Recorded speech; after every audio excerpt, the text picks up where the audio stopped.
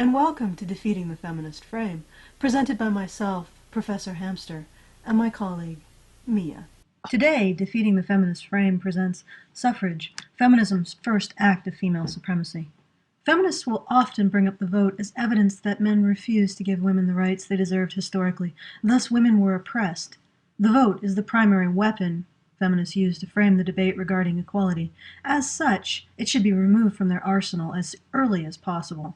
Before I address how to disarm this feminist attack, I'll first address the false parallel drawn between the history of women's suffrage and the history of suffrage for poor and minority groups. The first thing you'll note is that when poor and minority groups started their journey towards full suffrage, they often began by assuming or agitating to assume the responsibilities of citizenship, such as conscription and wartime service. Often their efforts to assume these citizenship duties met resistance. This resistance was not due to the desire to prevent minorities from experiencing the depredations of war service, but due to the possibility that assuming said responsibilities would lead to their full enfranchisement as citizens. I'd like to pause here and note that minorities and women used two very different tactics when approaching suffrage. Minorities often agitated for citizenship duties prior to, or in conjunction with, agitating for the vote.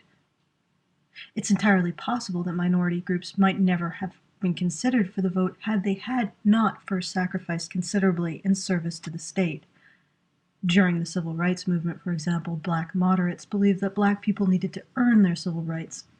Extremists at the time believed black people should receive their civil rights by virtue of being human beings. Women, by way of contrast, did not agitate for citizenship responsibilities, nor apparently was assuming them a requirement of being considered for franchise, as is the case with many minority groups. Now let's look for a moment at the different mentalities women versus minorities brought to the issue of suffrage. Minorities felt they had to earn their rights, and often had to make enormous sacrifices in wartime prior to even having their request for rights considered reasonable. Women felt they were simply owed, and the government agreed. These two mentalities reflect very different social standings. Minorities approach suffrage from the usual mentality of people who are actually oppressed. We have to earn everything, including citizenship rights, whereas women approached the issue of suffrage from a mentality of privilege and entitlement. We are owed our rights. With this attitude of entitlement, is it any wonder that when women requested their citizenship rights, they weren't actually requesting equality, but requesting the government create two classes of citizen? One with obligations, men, one without, women. By any reasonable measure, this is not equality but supremacy. Why let feminists draw the line between inequality and equality as the right to vote, when the most recent example of inequality is the state deciding one group of citizens must abdicate their bodily autonomy to the state, become the property of the state, while another does not? In that sense, men in the UK achieved citizenship equality with women in 1960. That is, they received the right not to be seen as state property to be disposed of as the state wishes 54 years ago. Men in Canada achieved citizenship equality with the passing of the Emergencies Act in 1988, 26 years ago.